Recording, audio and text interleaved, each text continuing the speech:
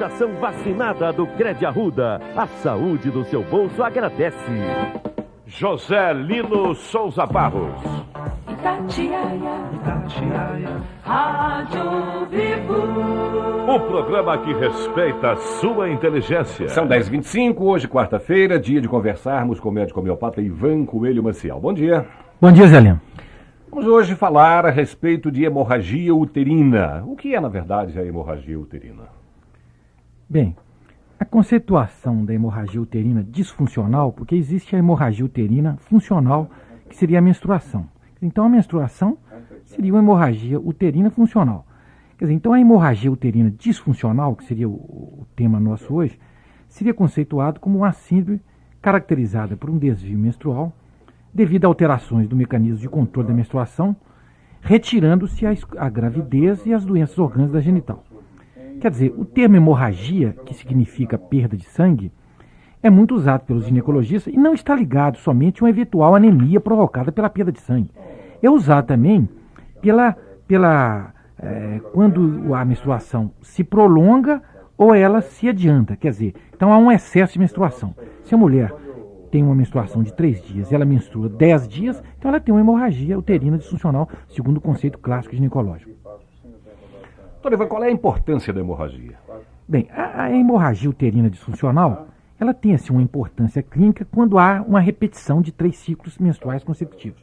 Ou então quando a duração ou a quantidade de sangramento são preocupantes a esperar cuidados mais intensivos do médico com respeito à transfusão de sangue. Agora, ela tem assim, uma incidência de em torno de 5 a 10% no consultório dos médicos ginecologistas. É mais comum na adolescência e na menopausa. Quer dizer, entre 21 e 40 anos, ela tem a sua importância bem destacada. E ela pode se medir a sua importância pela dificuldade inerente do diagnóstico, que apresenta o diagnóstico diferencial, e pelo quadro clínico, às vezes, dramático. Porque, às vezes, uma mulher está andando na rua e tem um sangramento, suja a roupa toda. Há pouco tempo, Zé Lino, aconteceu isso. Eu estava no consultório, quando aconteceu, uma mulher falou assim, doutor, me acorde aqui. Ela estava sangrando para as pernas abaixo. Quer dizer, é um quadro dramático. Então, é muito a importância da hemorragia uterina, é dramático que a mulher fica muito traumatizada, e também pelas possibilidades de recidivas e pelas dificuldades de se fazer o diagnóstico diferencial com outras doenças patológicas possíveis de cirurgia. Quais são as causas, hein? Bem, as causas da hemorragia uterina disfuncional, a grande causa orgânica são os miomas uterinos, os famosos miomas uterinos. Essa é a grande causa orgânica. Endometriose também pode causar, e fatores hormonais, insuficiência hepática, insuficiência renal, diabetes mellitus, e problemas da tireoide, problemas de T3, T4, obesidade, a magreza. Então, existem vários fatores orgânicos. Mas a hemorragia uterina disfuncional, que basicamente é uma disfunção ou mau funcionamento do endométrio, quer dizer, ou da função uterina, então ela é criada, na grande maioria, pelo próprio organismo e geralmente associada com eventos emocionais particularmente traumatizantes. Então, às vezes, a mulher tem assim, um susto e tem uma hemorragia uterina. Às vezes ela tem assim, uma grande tristeza e tem uma hemorragia uterina. Então, por isso é que o diagnóstico é difícil às vezes. Com relação ao diagnóstico, como é que ele é feito? Bem, o diagnóstico, como eu acabei de falar, é muito difícil. Assim, você fazer um diagnóstico certeza. Porque, como o quadro é dramático, quer dizer, a mulher é uma das poucas causas de urgência em ginecologia, então, o ginecologista, quer dizer, que habitualmente lida com esses casos, ele, para se fazer o diagnóstico, primeiro ele tem que comprovar a ausência da doença orgânica dos órgãos femininos. E também comprovar que a mulher está com gravidez e que está sangrando, porque às vezes existe gravidez que sangra, tem pequeno sangramento. Depois, comprovar a alteração dos mecanismos que controlam a menstruação. E, para elucidar a causa real, o que é muito difícil, chegar a um diagnóstico etiológico que, na sua grande maioria, tem um fator psicossomático emocional muito grande. Então, as mulheres fazem todos os exames. Colposcopia, citologia, exame do corrimento vaginal, glicose, esterossalpingografia, que é um exame que injeta ar para ver a salpinge da mulher, ultrassonografia, que é o ultrassom, laparoscopia, que é um exame que corta no umbigo e olha com um aparelhinho por dentro, vê o útero, vê o ovário, vê todos os órgãos, dosagem de hormônios, então fazem todos os exames. E, na grande maioria das mulheres, todos esses exames estão normais. Então, veja bem, quer dizer, e na grande maioria, na grande maioria, existe os famosos miomas uterinos, que são a causa mais frequente. Agora, então o ultrassom, com o advento da ultrassonografia, o diagnóstico ficou bem simples dos miomas uterinos. Então, a grande causa da retirada do tratamento da hemorragia seria tratar os famosos miomas uterinos, que nós vamos falar a seguir agora. Nós falamos aí dos problemas e do tratamento, hein? Bem, então veja bem, se a grande causa orgânica da hemorragia uterina disfuncional são os miomas uterinos. Então, os miomas uterinos, a grande maioria o volume normal do útero é em torno de 30 a 90 centímetros cúbicos. Então, é muito comum as mulheres chegarem no consultório do médico ginecologista, ou mesmo do homeopata, depois que já tratou com o ginecologista, e dizer que o útero está aumentado de volume 2 ou 3 vezes e que o médico indicou a cirurgia. Mas às vezes a mulher, nem sentiu nada, não está sentindo nada. Quer dizer, quando existe uma compressão abdominal pelo tamanho do mioma, então é evidente que a cirurgia deve ser proposta. Mas veja bem, como a hemorragia é uma das poucas condições de urgência, então é preciso decidir a necessidade, primeiro, de cessar o sangramento. Então, o tratamento alopático se restringe ao tratamento hormonal, pílulas, Provera, pílula anticoncepcional, Primotiston, Primolufton, etc. O tratamento cirúrgico, quer dizer, consiste basicamente na curetagem uterina, que é feita a curetagem, geralmente cessa o sangue, para fazer o exame do material, para fazer prevenção de câncer de útero, na ressecção em cunha dos ovários e nas esterectomias famosas. Agora, veja bem, a esterectomia é uma cirurgia, quer dizer, primeiro, a curetagem. A curetagem deve ser utilizada de preferência em pacientes que tenham fluxo menstrual muito abundante, uma hemorragia muito abundante, pois o método para o sangue rapidamente. Agora, o ponto crítico e controverso são as histerectomias, ou retirada do útero. Quer dizer, histero significa útero em grego. Muito bem. Então, muitas vezes, o médico faz todos os exames ginecológicos possíveis, principalmente na vez da menstruação, e na grande maioria das vezes, como eu já disse, não detecta nada. Mas a mulher está sempre sangrando. Então faz uma curetagem, 2 curetagens, 3, 4, 5, 10 curetagens. Então o médico propõe a mulher tirar o útero. Bem, ela vai sarar? Ela vai resolver o problema? Vai. Se ela está sangrando e tira o útero, então você sangra, você para, resolve o problema. Só que você mexe no órgão mais importante da mulher, que é o útero. E é o órgão que tem assim, uma significação simbólica, simbológica muito importante.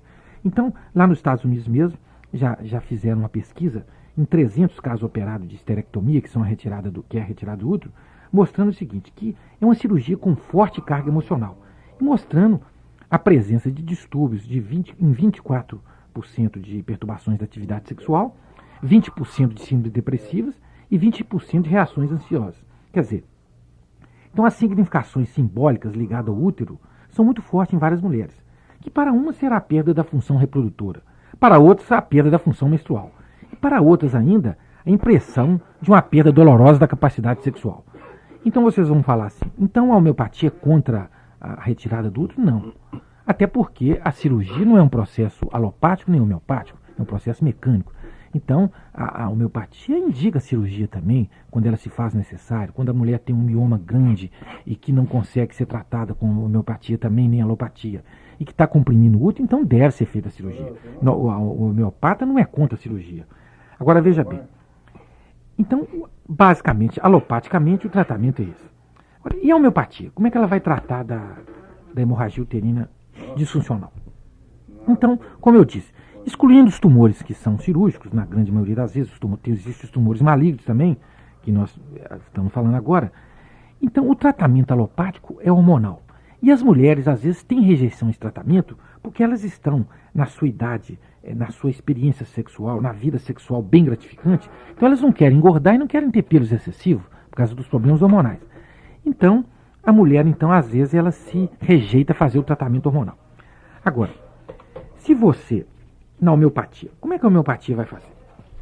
A homeopatia, então, recebe esses pacientes de vários ginecologistas, alguns de livre e espontânea vontade e outros conservadores que não querem mutilar as mulheres retirando o útero. E sabem que eles estancam a hemorragia com a curetagem e às vezes com remédios, mas em seguida a hemorragia volta. ele sabe que a homeopatia pode ser útil. Então, como é que a homeopatia vai fazer isso? Bem, a homeopatia faz como ela faz em qualquer caso. Ela vai tentar individualizar o doente, a pessoa, vai tratar da pessoa no todo, dar um remédio para Maria que tem hemorragia, não uma hemorragia de Maria, mas vai tratar também da hemorragia da Maria, naquele momento crítico e dramático que é a perda do sangramento. Né? Então, existem vários medicamentos que cessam o sangramento da hemorragia uterina. Existe secale, sabina, vipera, calcária, beladona, fósforo. Mas o homeopata, ele identifica o sangramento. Então, se o sangue é vermelho, se o sangue é preto, se o sangue é borra de café, se tem mau cheiro, se não tem mau cheiro, se é coagulado. Então, ele vai preocupar com o sangramento, mas com suas características pessoais do sangramento da mulher determinada, que os sangramentos são diversos. E também com a origem do sangramento, como é que foi desencadeado esse sangramento para fazer um tratamento, quer dizer, fazendo com que a intensidade do sangramento diminua e que as crises diminuam. Quer dizer, se você trata o sangramento todo mês, então você vai ter que tratar todo mês. E a mulher vai ter problemas hormonais e vai ser muito complicado. Falar a respeito de perguntas de ouvintes. Vamos lá. O José Alvim, que mora na Serra, diz que tem uma coceira no pé. Diz que às vezes coça tanto que ele não pode andar sequer. Pergunta se a homeopatia tem algum remédio. Bem, a coceira isoladamente assim, é um sintoma multifatorial. Quer dizer, então, é um prurido, né? Mais com coceira. Agora, quer dizer, pode ser micose, pode ser diabetes, a diabetes está muita coceira no pé, pode ser N coisa. Então, não tem jeito de eu falar assim, tem remédio de homeopatia? Tem. Mas não tem um remédio assim, sulfo. Você toma, vamos supor, eu falo com você para tomar sulfo ou sulfur, que o pessoal confunde sulfo com sulfa. Toma sulfur C6, 3 bolinhas, 4 vezes ao dia. Mas às vezes tem que ver o que está fazendo causar essa coceira, José Alvim. Não sei se eu fiquei claro para você. Graça, que mora no Jaraguá, pergunta quando o doutor Ivan vai falar sobre a endometriose. Na semana que vem. Rosa do Vista Alegre. A mãe dela tem 52 anos, sente quase que constantemente ondas de calor insuportável. Pergunta qual é o remédio para isso.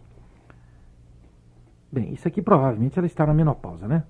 Então, nós já falamos na menopausa aqui há mais tempo e vamos repetir quando nós terminar esses ciclos de doenças de senhoras que nós estamos vindo falando cada semana sobre doenças. Então, nós vamos falar novamente sobre a menopausa. Agora, eu já falei sobre esse remédio, eu vou falar novamente. É o clonoíno C30, sanguinária C30 e o laquia C30. Um comprimido de cada 2 vezes ao dia. Clonoíno C30, laquia C30 e sanguinária C30. Diógenes Wagner, do Conjunto Santa Maria, Regina. Os dois querem saber o endereço do Dr. Ivan. O endereço é Cristóvão Colombo, 550, sala 408. E o telefone é 273-2434.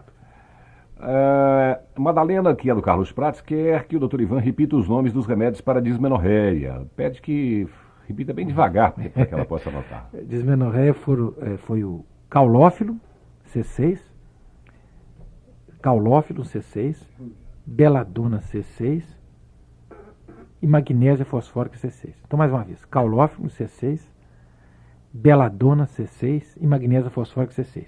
3 bolinhas de cada, na pré-menstruação, assim uns 3, 4 dias antes, toma as bolinhas assim de 2 em 2 horas, e inclusive durante a menstruação também. Última pergunta de Silvia, que é do Jardim Belmonte. Pede para falar sobre hemorroida interna. Diz que a pessoa vai fazer um tratamento à base de lavagem intestinal. Pergunta se esse tratamento é necessário. Bem, a hemorroida é varize, né? Então, quer dizer, essa mesma varize que a gente tem nas pernas é uma veia. Quer dizer, existe veia e existe artéria. Então, a hemorroida seria um processo varicoso que, no caso, está localizado no sistema intestinal. Então, a lavagem intestinal, a base da lavagem intestinal, quer dizer, teoricamente, o mais importante seria uma dieta à base de fruta, de folhas, para que facilitasse o intestino, a evacuação, e fizesse com que a hemorroida interna, que seria uma válvula defeituosa, não sofresse se o indivíduo tivesse uma evacuação mais consistente por uma comida mais, por exemplo, assim, uma comida mais pesada. Então, o indivíduo que tem hemorroida interna, quer dizer, pode fazer lavagem intestinal, mas o importante, a hemorroida interna não vai sarar, e nem tem jeito de operar, porque ela está interna. E não é aconselhável que se opere mesmo as hemorroidas externas, a não ser que o indivíduo tenha uma trombose hemorroidária, que é um caso grave, agudo e assim dramático. Então, a hemorroida interna, o ideal seria um tratamento à base de uma dieta de frutas, de verduras e legumes, para que faça que o bolo intestinal fique mais fluido e que lese menos a hemorroida. Até a próxima quarta, né? Zé Lino, então para terminar aqui, hoje está fazendo um ano, né? Um ano hoje, né? Né? Que coisa, né? Passa rápido, hein? Nós começamos na terça-feira de carnaval do ano passado, né? E hoje nós estamos aqui fazendo um ano, então eu queria só comentar esse fato, né? Como o tempo passa depressa, né? E agradecer aí aos ouvintes, a inúmeros ouvintes que ligam para mim e me dando força para continuar e me incentivando e me estimulando a estudar mais para mim e fazer aqui um trabalho que eu me sinto assim muito gratificado e que me sinto assim muito feliz de estar ajudando as pessoas. Bom dia. Bom dia. A presença do médico homeopata Ivan Coelho Maciel, nós vamos continuar já, são 10h40 em Belo Horizonte. Rádio Vivo, Um programa para pessoas inteligentes. Rádio Vivo. Ocorre, reduz a pressão arterial. Por que mecanismo um beta-bloqueador diminui a pressão arterial? 5 hipóteses são aventadas atualmente para explicar esta ação dos bloqueadores beta-adrenérgicos. A primeira, a redução do débito cardíaco, pura e simplesmente. Logo, um contra-argumento de que a redução do débito cardíaco ocorre agudamente. A queda da pressão arterial só ocorre após alguns dias ou semanas de uso da droga. Além disso, a resistência periférica nos pacientes em uso de beta-bloqueadores adrenérgicos está sistematicamente diminuída, o que não seria compatível com uma redução do débito cardíaco. Mas, nesse item 1, surge uma possibilidade que pode parcialmente explicar a ação hipotensora dessas drogas. A redução crônica persistente do débito cardíaco poderia levar a um reajustamento do limiar de sensibilidade dos baroreceptores. Estas estruturas tornar-se-iam mais sensíveis às variações de pressão arterial, com posterior queda permanente da pressão arterial.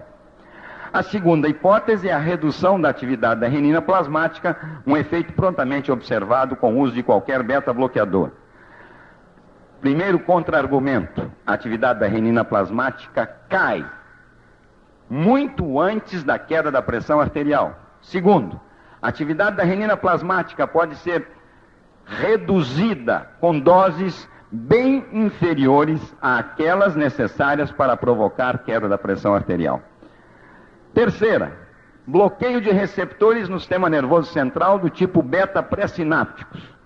Primeiro contra-argumento, os beta-bloqueadores hidrossolúveis, ou seja, aqueles que não ultrapassam a barreira hematolicórica, têm a mesma eficácia dos bloqueadores lipossolúveis. Quarta, uma hipótese de Ablad desde 1975, bloqueio de receptores beta pré-sinápticos na terminação adrenérgica. Contra-argumento, o nível de catecolaminas plasmáticas nos pacientes em uso de beta-bloqueadores adrenérgicos não está reduzido. Uma quinta hipótese, bem mais recente, é de que os beta-bloqueadores estimulariam a secreção de prostaglandina e prostaglandina A.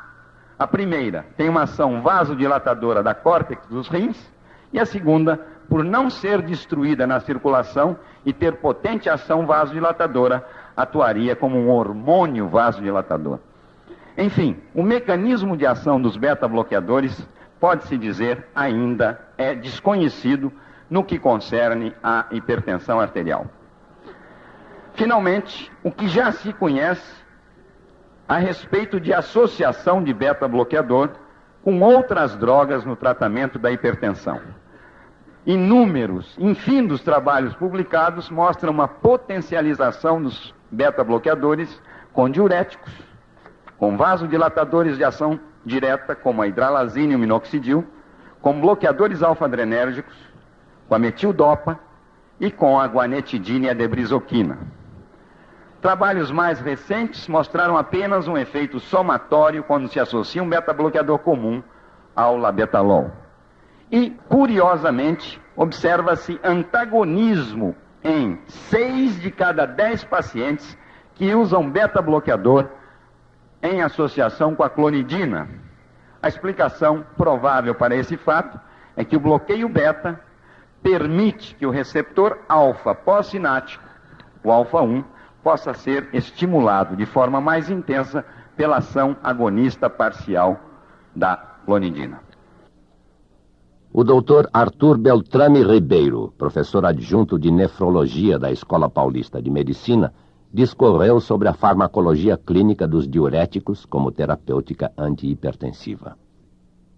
Como início, nós vamos recordar o seguinte: os diuréticos são os agentes nos quais a experiência mundial acumulada é maior, quer dizer, 25 a 30 anos de prática tem mostrado a ação, a eficiência e os efeitos colaterais dos diuréticos no tratamento da hipertensão arterial. De modo que isso é uma introdução importante para que se analise o que são os diuréticos e o que eles estão fazendo na hipertensão arterial, especialmente porque em anos mais recentes uma série de ações teoricamente ou supostamente contrárias ao benefício dos diuréticos têm sido levantadas. Só para recordar aos senhores, realmente o que os diuréticos fazem são diminuir a reabsorção de sódio ao longo do néfron, alguns deles na parte proximal, na alça de N e nas partes distais do néfron. Quando nós falamos em tratamento de hipertensão arterial, nós estamos falando em diuréticos tiazídicos, como a clorotiazida, hidrocloro, clortalidona e outros mais. Por quê? Porque, na realidade, esses diuréticos tiazídicos apresentam uma ação prolongada. Eles podem ser usados 2 vezes ao dia, ou alguns deles 1 vez ao dia. Promovem queda da pressão arterial e podem ser usados, então, 1 ou 2 vezes ao dia. Nós não estamos falando em diuréticos de alça, como furosemida, etacrine, cobumetamida. Por quê? Porque, na realidade, esses diuréticos têm uma ação muito intensa sobre o metabolismo hidroeletrolítico, mas essa ação é muito fugaz, de modo que nós teríamos que usar 3 a 4 vezes ao dia esses diuréticos. Esses diuréticos, portanto, não devem ser usados no tratamento da hipertensão arterial, mesmo porque eles não são mais potentes que os diuréticos tiazídicos, a não ser na presença de insuficiência cardíaca ou renal. Finalmente, a terceira categoria de diuréticos são os diuréticos poupadores de potássio, como a amiloride, tranterina e espirolactona, que são diuréticos fracos e que só devem ser usados em associação com diuréticos tiazídicos ou de alça no combate aos casos de hipocalemia, como nós vamos ver em seguida. Uma questão muito importante que tem sido frequentemente levantada é por que os diuréticos agem e por que eles abaixam a pressão arterial. Por incrível que pareça, essa não é uma pergunta totalmente respondida e tem sido proposto que alguns diuréticos têm ação vasodilatadora, outros diminuem a resposta a catecolaminas, mas realmente há um consenso hoje em dia que eles baixam a pressão arterial porque eles eliminam sódio e, pela eliminação de sódio do organismo, nós acabaremos baixando a pressão arterial. O Dr. Ribeiro mostrou as conclusões de um trabalho sobre associações de diuréticos. É um trabalho que nós realizamos recentemente, mostrando o que acontece ao longo de cada 24 horas no primeiro e segundo dia, utilizando ou uma associação de uma hidroclorotiazida e amiloride, furosemide e clortalidona.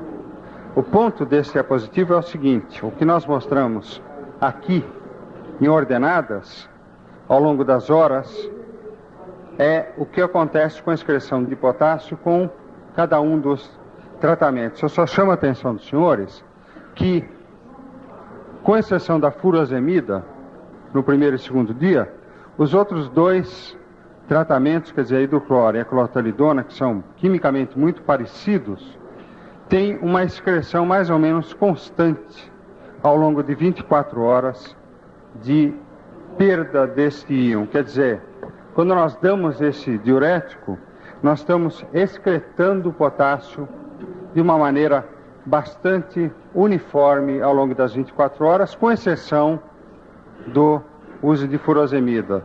Não há vantagem nenhuma, portanto, em usar a furosemida, porque nós temos uma grande variação aguda, tanto no primeiro como no segundo dia, para a excreção de potássio.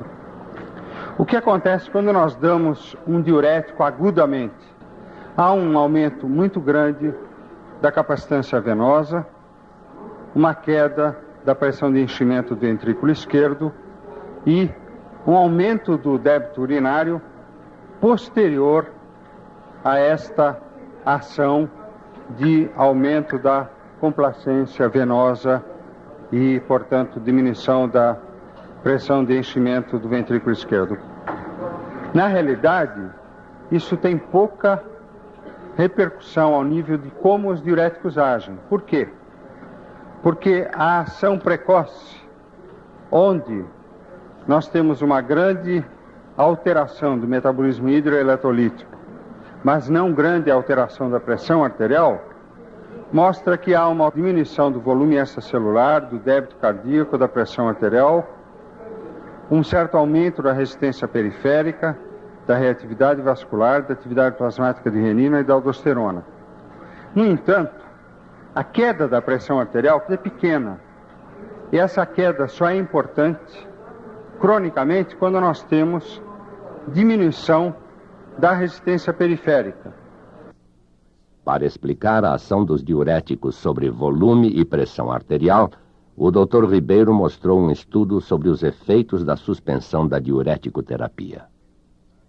Mas nesse ponto nós retiramos o diurético, era um paciente tratado com diurético, e os senhores veem que há um aumento do volume plasmático, a renina plasmática que estava ativada diminui, o sódio plasmático tem pouca alteração, a pressão arterial vai progressivamente aumentando e o peso do paciente também aumenta ao longo de semanas. 1, 2 semanas é que há um grande aumento da pressão. Quer dizer, realmente quando nós retiramos os diuréticos, embora aquelas alterações de volume, vamos dizer assim, sejam mais ou menos agudas, a pressão só aumenta significantemente ao longo de 3 ou 4 semanas, mostrando que há uma diferente ação entre ação sobre volumes e sobre pressão arterial. Por que isso? A razão é que nós entendemos hoje em dia que os diuréticos agem tirando sódio de espaços específicos do sistema vascular, especificamente sobre o espaço subendotelial, onde no hipertenso existem substâncias mucopolissacarídicas que são muito hidrófilas e que retêm bastante água e sódio e incham a parede do vaso, diminuindo, portanto, o seu lume, aumentando, portanto, a resistência desse vaso ao fluxo. E o diurético que ele faz ao longo de semanas é retirar o sódio e a água desse espaço e, portanto, diminuir a pressão arterial por esse mecanismo.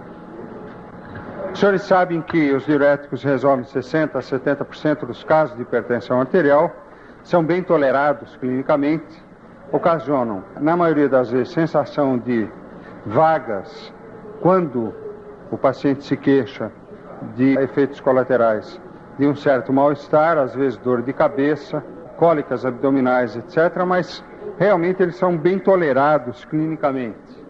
A grande alteração que eles causam são alterações metabólicas, hipocalemia, hiporuricemia, hiperglicemia e hiperlipidemia. Começando pela última, a hiperlipidemia, isto é, aumento do triglicérido e colesterol, tem um significado não bem determinado no presente momento. Ninguém sabe qual é o significado desse aumento, que é discreto em triglicéridos e colesterol e que só ocorre com diuréticos tiazídicos, não ocorre, por exemplo, com diuréticos de alça. Nós não sabemos qual é o significado clínico, se algum, desse aumento da hiperlipidemia. Isso é um registro recente. Há uma pretensão de que a hiperlipidemia talvez esteja prevenindo a diminuição de infarto do miocárdio e angina, mas isso é realmente uma especulação sem nenhuma prova no momento.